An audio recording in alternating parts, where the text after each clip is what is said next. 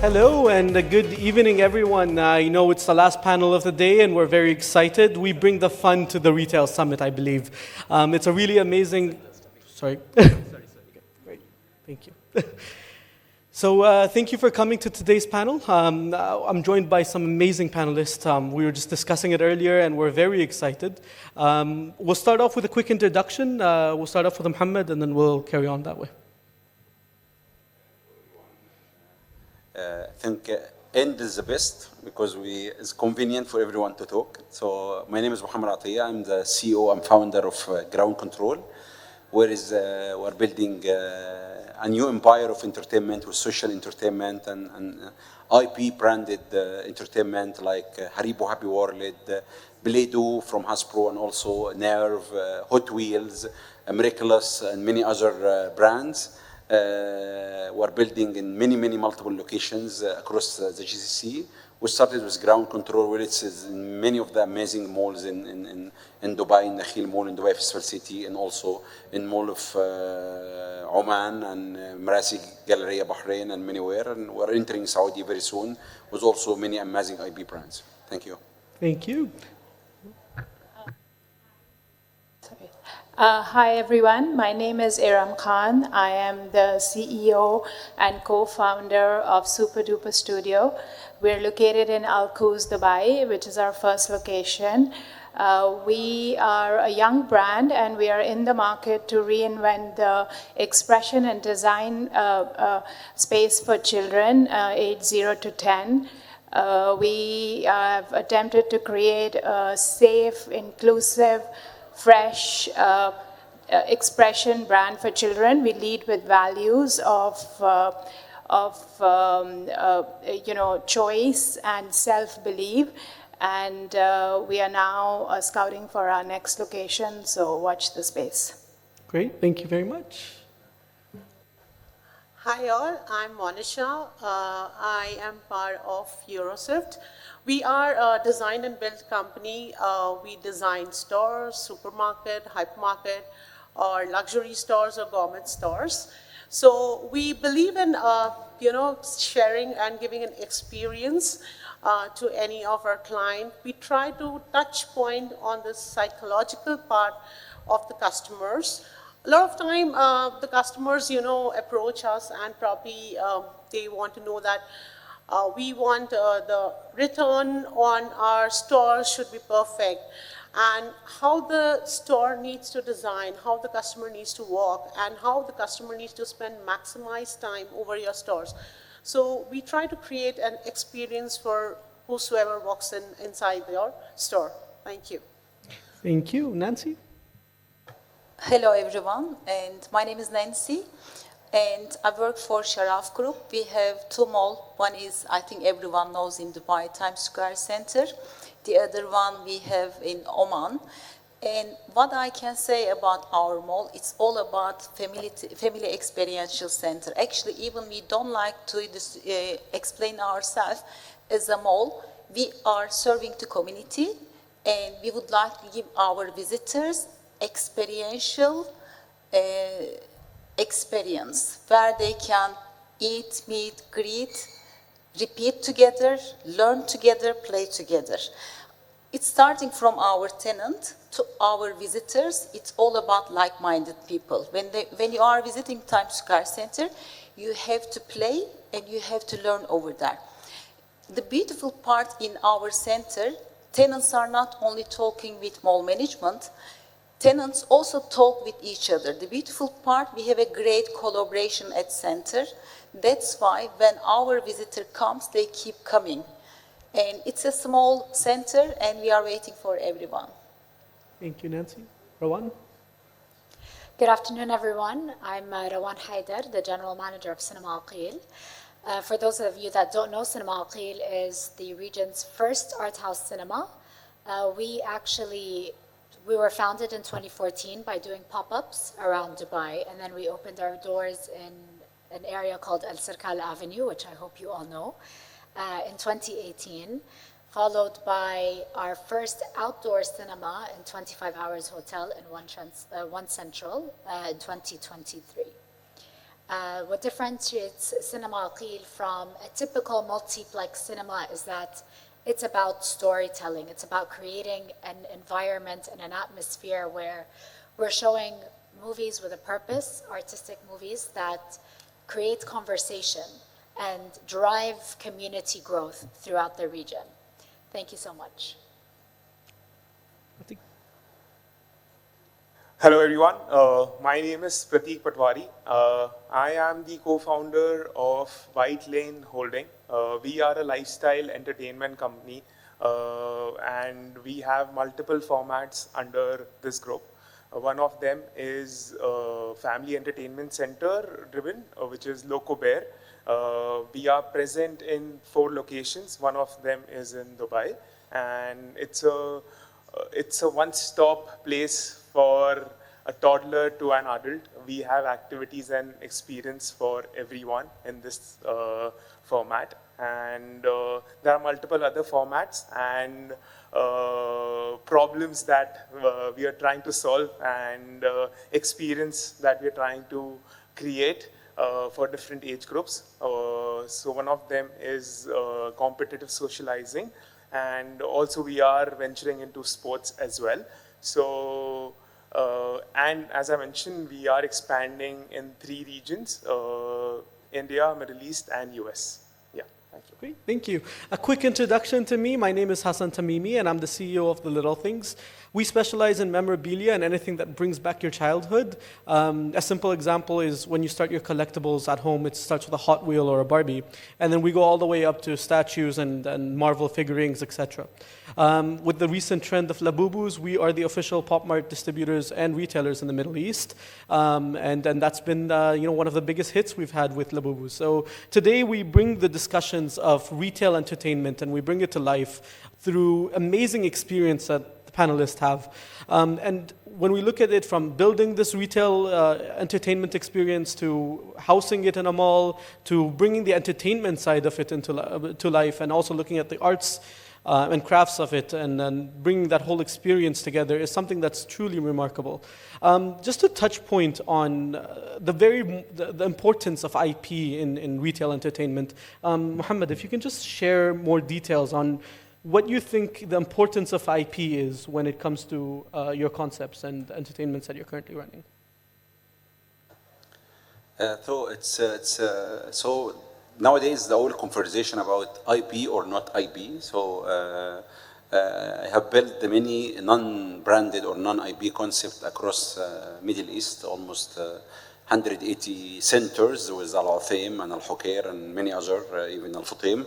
So, but I don't think so. This is now not trendy. I will not use this word, but I think it's about the new evolving merchant of kids with the social media and all of that. So I will give you one example where the brand is sitting here also.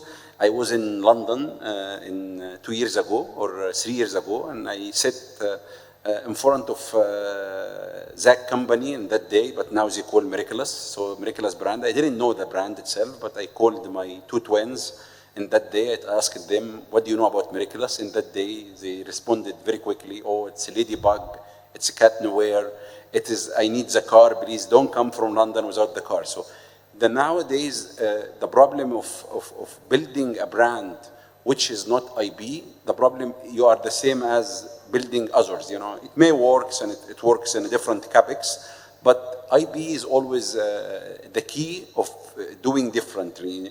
IP is always, the retail part is a big part, the specialized or personalized F&B is different, where the kids are searching for it, you know. So what we are doing, I was doing all authentic entertainment before, the normal entertainment in whole my career, but I found out there is still authentic brand where everyone know it on the market, like we are building Haribo Happy World. This is something we are living it from our childhood.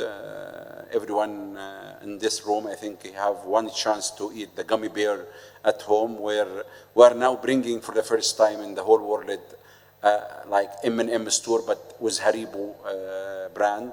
So this is a different experience, and it has entertainment. So people will have a chance to have a retail part or experience souvenir to come out. They will have their own Gold Bear coffee experience. The same with Play-Doh. Play-Doh, everyone, even from my childhood, I was having the clay from the bookstore and trying to draw something. And this brand is IB. It has a lot of retail. This is very important.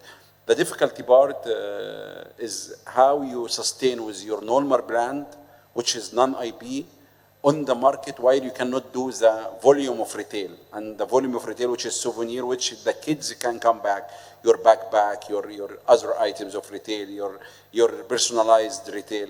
This is not, it's a very difficult to have it in the normal entertainment, non-IB, because you will have to buy a lot of MOQ to get this productions done. So what we've seen different, because I will give also another example in Saudi. In Saudi last year, with this year half, they built 320 community entertainment, whereas in the street you can find trampoline park, inflatable park, soft play, all of that, everyone can name it. And this have impacted the mall operation of the big brand like Sparky's, Fabiland, Safariland, all of the brand in Saudi. Why? Because the people cannot see any different to go to the malls, while the same more or less experience already on a standalone location, and they can visit. And nowadays, the families want to have physical entertainment to their kids rather than having something with video games and other, because they are addicted at home with all technology. So that's why I can see different in IB, because this related to media productions, related to the movies coming and all of that, which is nowadays is impacting the kids at all, You know, the Labubu only in TikTok done billions of dollars only because it's IB. Think about it, Great, I completely agree with a huge boom in entertainment in the region. I mean, with Saudi, Qatar, they've really invested a lot in the last few years in entertainment, and IP-driven entertainment is critical. So I completely agree with your points there. Moving across to Pratik, where do you see I mean, Dubai is a very competitive market, and you deal with a very niche product where, it's there, but at the same time, you're trying to put a twist to it. And with your concept, how do you balance out the retail entertainment experience and bring back something that's a bit different than the rest of the market? So, I mean, just to start with, how we saw the opportunity, how we differentiate in this competitive market was that we figured out the fact that there's not a lot to do for parents. If you go to any entertainment arena and if you analyze any entertainment arena, the only challenge what happens is there are things for kids, and there will be a trampoline park, there will be arcade and bowling specifically, but not everything under one place. So that is how, and that is what we created, making sure that we are catering to each target segment, starting from a toddler to a preteen, to a teenager, to an adult. So if you want to visit to a place like ours, as a family, we are the right place to go. If you want to come as a couple, Loco Bear is the right destination to go to. And similarly, as I would say, for example, as we were discussing before as well, for corporates also we are a destination. So how we are differentiating and how we are standing out is by making sure everyone finds some things for themselves, and we are always re-innovating and bringing experiences. And as Nancy also mentioned correctly, we are in process of building communities where people feel that they belong. And yeah, that's the differentiating factor that we are looking at. Great. Building community is absolutely the key of retail entertainment, I would say. Yeah. Moving along to the saloon industry, something that, well, you don't like to be called a saloon, I know, but at the same time, being in that industry is competitive. There's a lot of competition. Again, like how you said, you need to create that niche in your industry. And I love it how you earlier mentioned you're not a saloon, you're an experience. So if you can touch more on that. And Yeah, I think this is one of my favorite questions, and I completely agree that Dubai, we were just talking about it, it's a competitive market, and we are finding that the consumer is quite discerning in Dubai as well. So what we have tried to bring to our 0 to 10 kids space is what we are calling an expression studio. When we started building the brand, my co-founder and I, we decided that we are going to lead with values and we'll see where it takes us. And as I said, the values we wanted to focus were on choice and self-belief, because we feel like in that age group is when you build your foundations for things like how you see yourself, security, beauty standards, etc. And what started as an idea for a children's salon actually became an idea for a children's expression room. We still have families who visit for salon services like haircuts, but they leave with a lot more. We have a design corner where we have 20 different SKUs of merch which you can personalize. We have a beautiful stage where you can perform, depending on what age you're at. The little ones like the princesses, the slightly older ones like the various things we were talking about, like the new phase, the Netflix Demon Hunters. So we are presenting again a holistic concept where we want children and adults to come and lead with their values, be themselves. It's a very calm, a very fresh, and a very, I would say, like a holistic space, and the product, I would say, kind of follows. I love how you mix IP with entertainment and customization. I mean, it's a great mix to have that. But also when we look at cinema experiences, Rawan, I know that, going to the cinema, having the classic Vox, Roxy, all the other cinemas that exist in the UAE, that experience is all there. How do you redefine that? I know that you bring different genres of movies, etc., and artists, and you bring back, memories. But at the same time, how do you create that? How do you turn that movie cinema experience, instead of just watching a movie, to a social experiment? So I think what's important over here is the conversation. When we show content, we're not a multiplex where we're showing the big Marvel movie that's being released. We're showing films that have a story and people want to talk about. So for example, we're about to launch a Blackbird program where we talk about, the importance of Black cinema. One of them is obviously Malcolm X. So we bring speakers or directors and we create a conversation, Q&As around them. So that's essentially what we're doing to differentiate ourselves from the Vox and the Roxys and so forth. That is what we're doing to create a community around this space. Great. Building on the community aspect. Yeah. I know, Nancy, you do a lot in that. And it's amazing how Times Square has really been a destination for the board game community, for a community that stands out and, brings the pop culture together in the region. How do you build on the community and interact? We were talking about it earlier, where you actually don't just engage the retailer, the tenant, you also as mall management, engage with customers, and that's amazing. I mean, across the UAE right now, you don't get that so much. So maybe you can touch more about that. And I would like to say, first of all, Sharaf Group is a family. Family interest is all about education, which is Sharaf DG is over there. Healthy Lifestyle is about Adventure HQ. And then we as a mall management, one family. And our interest is about fun. How can we enjoy while we are learning? It's starting in-house. So then we communicate with our community, and then we enjoy what we do. And that's the key of everything. And then when we bringing over them, we really listen to understand. And then once we understand our community, we understand that they have a highly educated people. In our community, almost 60% expat and 40% Emirati, but they are highly educated. So once you know your product and once you know your people who are visiting you, they are ready to spend anything, but it has to touch fun and learning. And we created this. When we talk about them, we understand that there's a huge community. They would like to go for geek.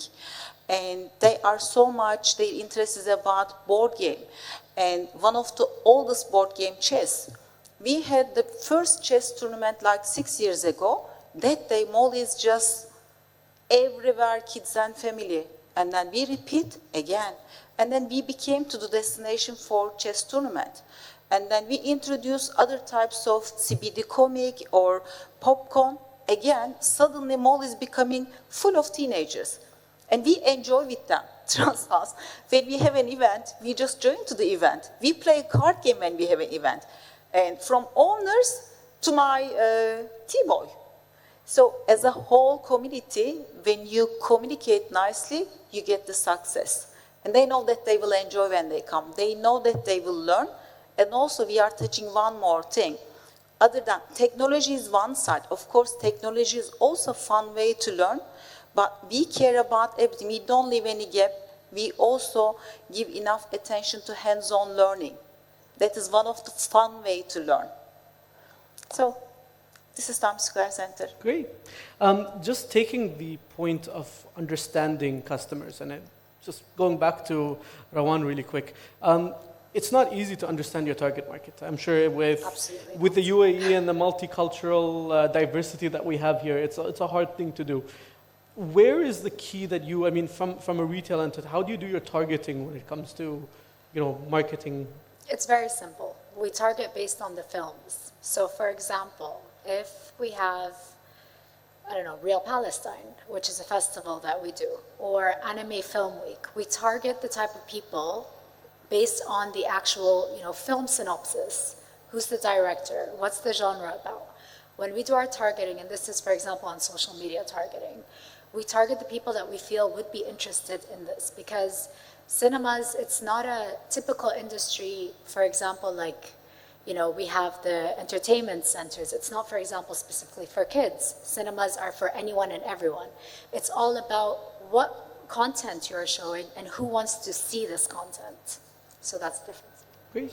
From building cinemas to, building saloons, retail entertainment centers, retail stores for myself, it's not an easy experience. I mean, fit out, the classical fit out, everyone comes and, they go and, you start drawings, send drawings, get approvals, and the experience ends there. But looking at retail entertainment and looking at it from another perspective, not a retailer's perspective, but more of a planogram, design, structured way, where do you see the future of that? Nowadays, it's more of a concept, it's, those days are completely gone where people come in, swipe their card and, go ahead and purchase. No, it's more of a concept. It's more of an Instagrammable stores where people want to spend hours and hours and probably click photographs and understand your store, understand the product. So we try to design stores in such a way that, be keeping in mind the psychology, the phygital. When we talk about phygital, where people prefer nowadays, being physical as well as digital. If I want to try out any, cloth, I would not prefer waiting, outside any of this, dressing area. I would prefer, a VR screen which is there in front of me, and I just, it tells me, okay, you look awesome or you look perfect. So we try to understand the psychology. We try to be more phygital, more of an experience. So when we talk about, in fact, the planogram is also kept in mind because every retailer wants that the fast-moving product should be there in front. At the end of the day, the stores should be benefited. The stores should be earning. So keeping everything in mind, we feel that it is more of experience, more of, nowadays, the amount of time the people spend on stores. So it's way different from how it was earlier. It's not the same, So retail is completely changing nowadays. Great. Going back to Muhammad, I know you do a lot of offline with the entertainment. Is there an online side of retail entertainment that you're looking at in the future, or is there a plan towards using technology in the attractions that you do put together? I think we are using a lot of technology of building many concepts we are doing. I think we are with Play-Doh. I think this is a lot of good part in technology. So we are creating a play lab where the kids can draw their any drawing, and we will convert it to a real clay from other sides. So we're working with a big company, CDOX in US, to create this play lab, and the first one will open in Qatar very soon. The same with other concept, Miraculous. It's a lot of technology based, also with Nerve, with all is integrated technology. We are not missing the technology part here. Yes, we don't want to show it's a lot of technology, but at the end, the experience converted through technology from customer experience, model, CRM, from customer journey, all integrated technology. Great. Moving back to Nancy, when you look at your community that's coming into Times Square, there's ROI that's included that you need to bring back to the tenants and bring back to the mall, of course. How do you balance out retail entertainment and how much you invest in retail entertainment versus the ROI that you need to bring back to the stakeholders? First of all, again, our communication this time come to the first stage with our tenant. When we do event or without event, like any other center, we collect their sales figure. And we look at their sales figure, but it's not staying over there. This is just a number. And whether they do event or we do event, how many people are coming, how many of them are coming back. So end of the day, seeing in a small center, collecting most of the tenant percentage rent figure, we see our success over there as a mall as well as their point of view. Great. When I go back to, with regards to the saloons, the retail experience of the, the saloon and the customization, isn't it sometimes hard to make the ROI and just touch back point on the ROI? Because when we're in the industry of retail entertainment, it's not easy to create content because most of the content that you create has to be free. And then at the same time, create ROI for the company so it can continue growing, etc. So how do you balance out the two? Because karaoke, for example, won't bring money to the saloon, right? So I think this is a really interesting and important topic because just the fact that when we looked at it, we were like, we can't just build a salon. We have to build a space where we can do more. And it directly links into your ROI. Today's consumer is all about experiences. They are all about engagement. It's all about, how innovative you can be and how fresh you can be. We have literally every month we have to change our theme and we have to put it on our social media and we have to keep it engaging. And it does take a lot of our time, but it is it's linked into our short-term ROI because we bring people into the store. Let's say even collaborations, right? You do a collaboration, you spend money on it, you bring people into the store, but it does convert into firstly short-term sales, so cross-selling, upselling, but long-term brand awareness. I mean, the most important thing, the word community has been used a lot. We are trying to build a physical and a digital community around the product that we brought to the market, and the way we are trying to do it a bit differently. And for that, engagement is absolutely essential. Bringing people into the store for events, for collaborations, for experiences is absolutely essential. And we do genuinely believe that it will convert into maybe less of an impact on the ROI in the short term, but a pretty significant impact on the ROI in the long term. Great. Pratik, just back to you. When we look at creating an entertainment hub, an experiential center that you create, which is great to see, how do you work on bringing back retention? Is it events? Is it memberships? Is it family buy-in? Is it IP, tie-ups? How do you bring back the customers? So running a loyalty program is one of the key factor of retargeting our customers. And considering,